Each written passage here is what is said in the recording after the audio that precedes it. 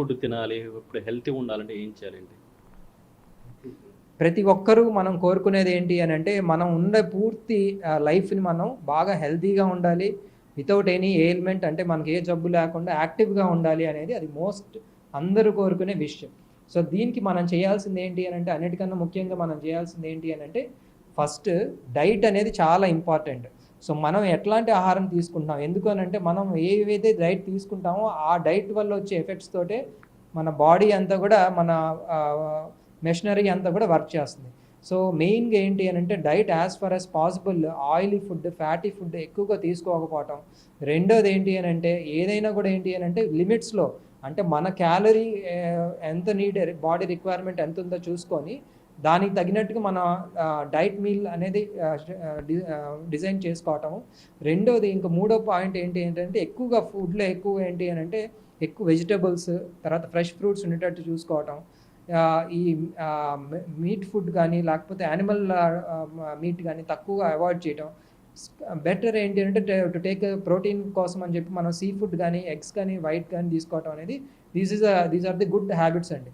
ఇంకోటి డైలీ ఒక handful of nuts అనేవి తీసుకోవడం అనేది, అది ఏదైనా కావచ్చు, అంటే మనకు దొరికే వేరుశనగ అయినా అవ్వచ్చు, లేకపోతే ఏదైనా మనకు దొరికే సీజనల్ ఫుడ్ ఏదైనా నట్స్ అవ్వచ్చు, అట్లాంటి హ్యాండ్ఫుల్ ఆఫ్ డ్రై ఫ్రూట్స్ తీసుకోవడం కూడా, ఇవన్నీ కూడా హార్ట్ హెల్త్కి అనేది చాలా ఇంపార్టెంట్. సార్ ఇంకోటి అడ్వాన్స్ టెక్నాలజీ వచ్చిందంటారు ఇప్పుడు ఈ హార్ట్ యొక్క సర్జరీ కావచ్చు, ఏమున్నా సరే ఇప్పుడు వేగంగా ఇప్పుడు మనం ఆల్మోస్ట్ మన ఇండియాలో చూసుకుంటేనండి, మనం వరల్డ్లో ఏవైతే రీసెంట్గా మన డిస్కవరీస్ ఏవైతే ఉన్నాయో, ఈ మన ఇన్వెన్షన్స్ ఏవైతే ఉన్నాయో, ఈ స్టెంటింగ్ సంబంధించిన కానీ అవన్నీ కూడా మనకి these are all available all over the world. So in పర్టికులర్గా ఇండియాలో బాగా ఫాస్ట్గా గ్రోయింగ్ హెల్త్ కేర్ బాగా దొరుకుతుంది.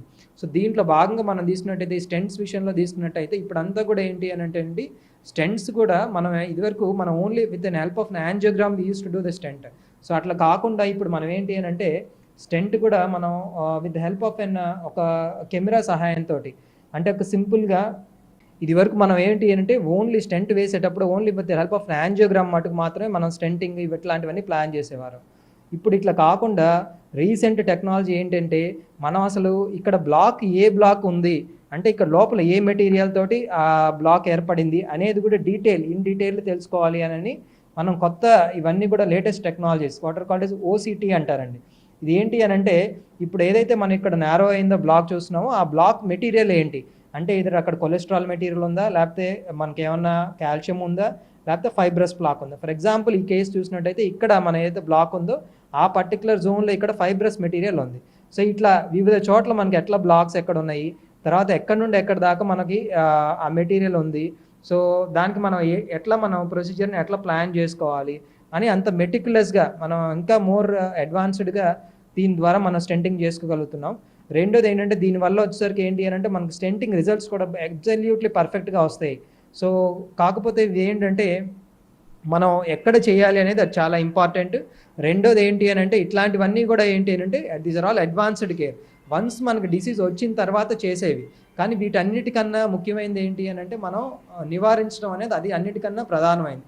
ఎందుకనంటే అందరి చేతుల్లో ఉన్నది ఇప్పుడు మన జబ్బు స్థాయి పెరగకుండా చేయాలి అని అంటే అన్నిటికన్నా మోస్ట్ ఇంపార్టెంట్ థింగ్ అంటే ప్రివెన్షన్, నివారణ. జబ్బు ఏదైతే ఎంటర్ కాకముందే మనం దాన్ని స్టాప్ చేయడం అనేది that is the best way how can avoid prevent this disease అండి. సార్ ఇంకోటి ఇటీవల యూట్యూబ్లలో ₹1,00,000 ఇంజెక్షన్ అని ఉంటుంది, అది ఏంటి సార్, అది వాస్తవానికి ఏంటి?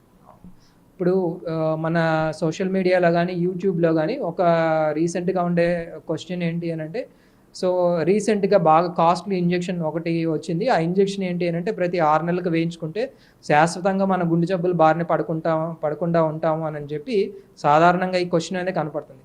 కానీ ఇదంతా కూడా ఇది ఫాల్స్ స్టేట్మెంట్ అండి.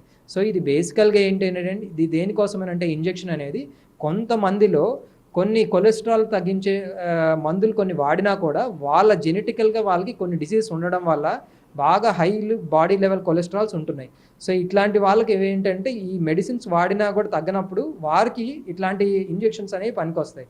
అంతేగాని ఇది రొటీన్గా పబ్లిక్ అందరికీ వాడాల్సినటువంటి అట్లాంటి వైద్యం కాదు. సో ఇది ఎవరికి వాడాలో వారికి మాత్రమే ఇది సంబంధించింది. అంతేగాని దీన్ని మనం జనరలైజ్ చేసి అందరూ ఇది వాడుకుంటే మన గుండె జబ్బులు రావు అనేది ఫాల్స్ స్టేట్మెంట్. అది ఎవరు నమ్మకూడని విషయం అండి. గుండె సంబంధిత వ్యాధులపై ప్రతి ఒక్కరు కూడా అప్రమత్తంగా ఉండి ఈ యొక్క లక్షణాలు వచ్చినప్పుడు ముందే ఇటు డాక్టర్ని కూడా ఇటు అప్రోచ్ కావాలనేది కూడా డాక్టర్ ఇక్కడ హరీష్ గారు ఇక్కడ చెప్తున్న పరిస్థితి. విడిజనలిస్ట్ చంటితో జయరాం, బిగ్ టీవీ ఒంగోలు నుంచి. For more videos like this, subscribe Big TV channel.